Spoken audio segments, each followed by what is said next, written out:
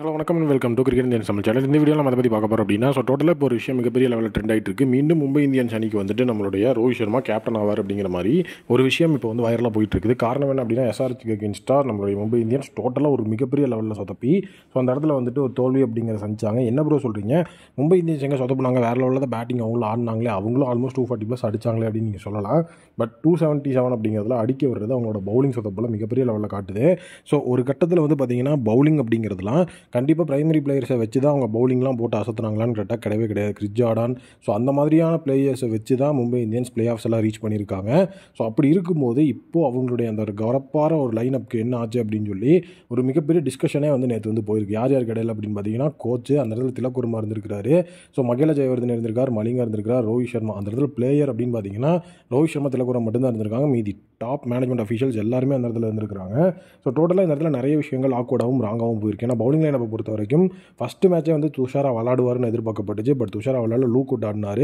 Second match சரி okay லூக்குட்டை back பண்ணி லூக்குட்டுக்கு வந்துட்டு பவர் பிளேல ஓவர் தருவாங்கன்னு நினச்சப்போ லூக்குட் அப்படியே ட்ராப் பண்ணிட்டு சடனாக பார்த்தீங்கன்னா குவென்வா மெக்காப்பா அந்த 17 வயது அந்த ஒரு சிறுவனுக்கு வந்து வாய்ப்பு கொடுத்துருந்தாங்க.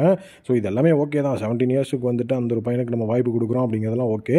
இனிஷியல் ஸ்டேஜில் அதை ட்ரை பண்ணுறதும் ஓகே. ஏன்னா வந்துட்டு இதுக்கப்புறம் போய் ஒரு பிளே ஆஃப்ஸ் மாதிரியான சுச்சுவேஷனில் குவென்வா மெக்காப்பாக்கு நம்ம டெபு கொடுக்க முடியாது, ரிஸ்க்கும் எடுக்க முடியாது. அது எல்லாமே அக்செப்டபிள் தான். பட் நம்ம பிரைமரியாக எடுத்து வச்சு வேறு லெவலில் ப்ராக்டிஸ் பண்ணிருந்த துஷாரா என்ன ஆனார், எதனால் வந்துட்டு பவுலிங் இந்த லெவலில் சொதப்புது. ஸோ டோட்டலாக பவுலிங் வந்துட்டு ரொட்டேஷன் டோட்டலாகவே சரியில்லை. கேப்டன்சிலையும் நிறைய ஃப்ளாஸ் இருக்குது அப்படின்னு சொல்லி ஃபேன்ஸ் இந்த இடத்துல கொந்தளிக்க ஆரம்பிச்சிட்டாங்க. ஸோ இப்போ நேற்று வந்து மேனேஜ்மெண்ட் மீட்டிங்கில் வந்துட்டு ரோஹித் சர்மா கிட்ட நிறைய விஷயங்கள் பேசியிருக்காங்க.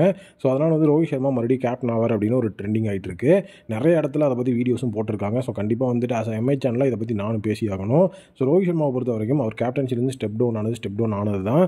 இதுக்கப்புறம் ஒரு கேப்டன் ஆவாரா அப்படின்னு கேட்டிங்கன்னா கண்டிப்பாக வாய்ப்புகள் கிடையாது. ஏன்னா ஒரு ரேர் ஃபெயிலியர் ப்ளஸ் ஹர்திக் பாண்டியாவுமே வந்து பார்த்தீங்கன்னா ஒரு நல்ல ஒரு கேப்டனாக இருந்ததுனால தான் ட்ரேட் அப்படிங்கிறத பண்ணாங்க.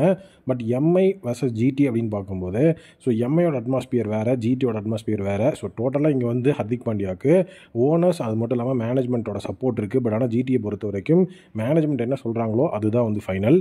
பட் இங்கே வந்துட்டு ஹர்திக் பாண்டியா என்ன சொல்கிறாரோ அதுதான் மேனேஜ்மெண்ட் கேட்டு நடக்கிற மாதிரி தான் நிறைய விஷயங்கள் நடந்துட்டுருக்கு. ஸோ நேற்று டாப் மேனேஜ்மெண்ட் சைடில் வந்து பார்த்தீங்க அப்படின்னா ஸோ எதனால இந்த ஒரு ரேர் ஃபெயிலியர் நடக்குது அப்படிங்கிறத மட்டும்தான் ரோஹித் சர்மா கிட்ட வந்துட்டு மேனேஜ்மெண்ட் கேட்டிருக்காங்க. அதுக்கான டெசிஷன் என்னங்கிறத மட்டும் தான் கேட்டிருக்காங்க.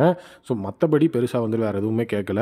ஸோ ரோஹித் சர்மா அந்த இடத்துல வந்து கேப்டன்சி எடுக்க போகிறாரா அந்த மாதிரியான விஷயங்கள் எதுவுமே பெருசாக வைரல் ஆகவும் கிடையாது. ஸோ இது வந்து நம்மளோட ஃபேன்ஸ் வந்து நம்மளோட சேக்காக போட்டுட்ருக்காங்களே தவிர அஃபிஷியலாக வந்துட்டு ரோஹித் சர்மாவை கேப்டன் ஆக்குறாங்களான்னு கேட்டால் கண்டிப்பாக கிடையாது.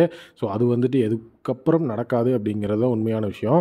ஸோ அந்த இடத்துல வந்து திலக் வர்மாவும் வந்துட்டு நல்ல ஒரு இன்னிங்ஸ் ஆடினார். ஸோ அதனால் அவரே அந்த இடத்துல வச்சு ஸோ பேட்டிங் வந்து நீங்கள் வேறு லெவலில் ஆடினீங்க. ஸோ பவுலிங்கில் என்ன மாதிரியான விஷயங்கள் இருந்தது, ஸோ பேட்டிங்கில் என்ன மாதிரி நடந்திருக்கலாம் அப்படின்னு சொல்லி நிறைய விஷயங்களை அந்த இடத்துல டிஸ்கஷன் அப்படின்னு பண்ணாங்க. நேற்று மட்டும் ஸ்கை இருந்திருந்தா ஸோ மேட்சோட போக்கே வேறு மாதிரி போயிருக்கும். பட் ஆனால் வந்துட்டு எம்ஐ தொடர்ந்து 2 லாஸ் வந்து இப்போ ஆகிட்டு ஸோ அடுத்த மேட்ச் கண்டிப்பாக வின் பண்ணி ஆகணுங்கிற சுச்சுவேஷனுக்குள்ளே போகிறாங்க. ஃபேன்ஸுமே இப்போ வந்து ரோஹித் சர்மா கேப்டன் ஆனால் வேறு லெவலில் இருக்குன்னு எதிர்பார்த்துட்டு இருக்காங்க. ஸோ டோட்டலாக உங்களுடைய ஒப்பீனியன் ஹர்திக் பாண்டியாவோட கேப்டன்சியை நீங்கள் ரேட் பண்ணணும்னா எந்த அளவுக்கு ரேட் பண்ணுறீங்க, என்னெல்லாம் ராங்காக போயிட்டு இருக்குன்னு கமெண்ட்டில் சொல்லுங்கள்.